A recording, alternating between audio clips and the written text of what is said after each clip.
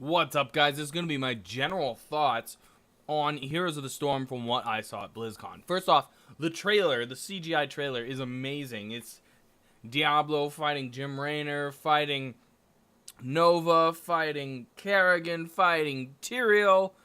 I know I'm leaving... Oh, and the Lich King was in there, too. Holy cow. That's great. You can watch that. Just go look up on YouTube. It is available, so you don't have to take my word for it that it's amazing. Go look at it yourself. I did manage to go to 2 different panels on Heroes of the Storm, as well as watch some of the devs play a few matches. I didn't get a chance to play it. Unfortunately, the line was too long. I thought it more interesting to go see other panels, other booths, instead of staying in line for that long. But from what I'm seeing, Heroes of the Storm looks amazing, sounds amazing, and I'm guessing this is going to be a really, really fun game. They're kind of internally calling it BlizzCon the game, because all the art that's ever kind of been made for BlizzCon is kind of all the worlds colliding, and that is what Heroes of the Storm is sort of all about. So what they've done is created sort of a new world. Instead of placing Heroes of the Storm like in StarCraft or in World of Warcraft, they've placed it in something they're calling the Nexus. It's kind of where all these worlds come and collide. It's a crazy idea, but at the same time it's not. It's very interesting. So we got a few looks at the maps. There are actually 4 maps currently, and none of them are the typical MOBA style maps. None of them are just 2 to 3 lanes, and that's all it is. That is gone. Now, we do typically have the lanes and the bases and things like that with the minions spawning, but what we're looking at is each map's got an objective. One's like, there's a tribute that spawns randomly in the middle of the map somewhere. You have to go grab it. If your team gets 3 of them, your enemy is debuffed, and they're really weak. They're like half damage or something like that, including minions, towers, barracks, everything. So that's your opportunity to go wail on them, and it makes these team fights show up over these tributes, because tributes aren't instant grabs. They take a couple seconds to grab. There's another one where you have to capture doubloons. Now, the doubloons will spawn out of chests that are pretty tough. It takes quite a while to kill them. I think it took 2 characters 20 seconds to destroy a chest and get the coins from them. And they'll also spawn from minions, and I think there might be one other way.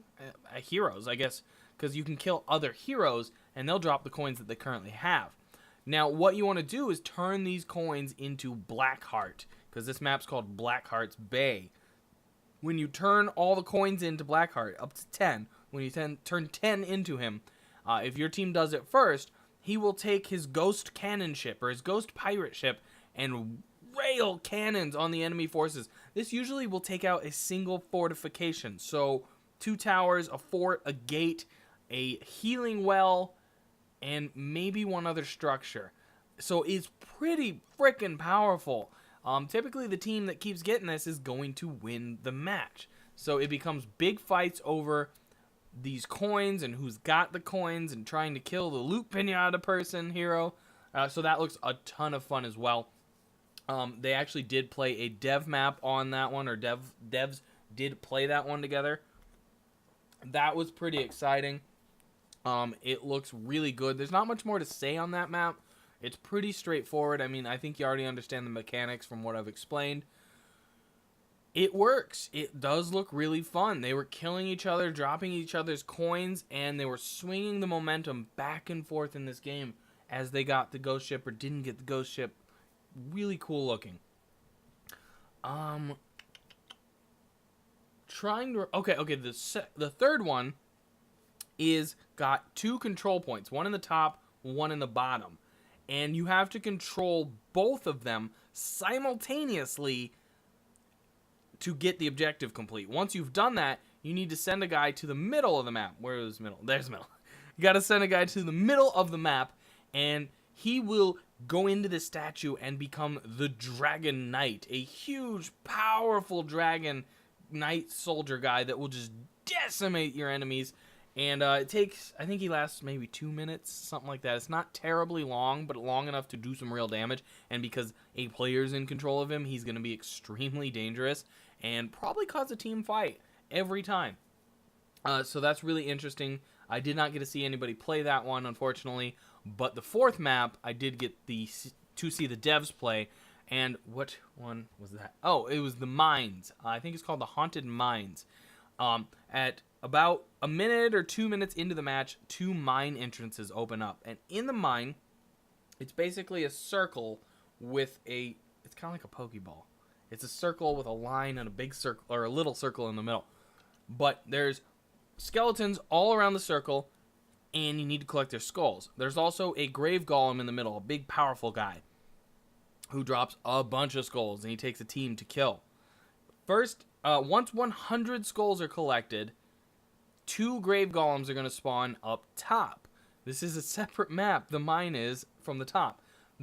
Up top, when the grave golems spawn, 1 for each team in the north and south lanes near your own bases.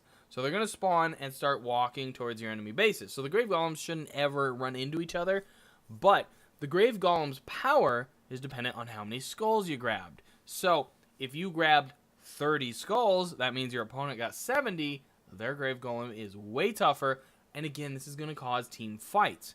In the dev match I saw them play,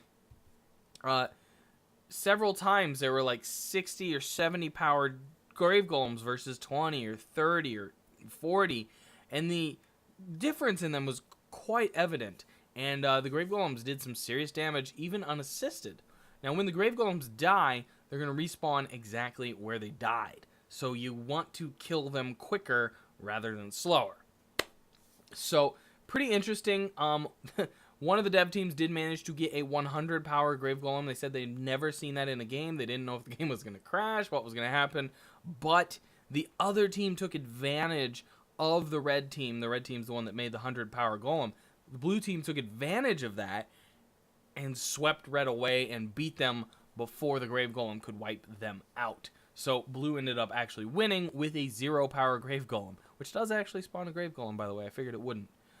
So that's pretty much Heroes of the Storm, guys. There's going to be a lot of skins for the heroes. Lots of heroes. It looks like they got about 12 right now, including ETC, Elite Tarn Chieftain. Pretty cool. Lots of skins, stuff like that. I'm sure you can look a lot of those up. I'm not going to do them justice by talking about them here, so go look those up. That's going to do it for Heroes of the Storm, guys. Go back to the guide. Check out some more stuff. I do have some talk about Warcraft and stuff like that. So, thanks for watching, guys. See you next time.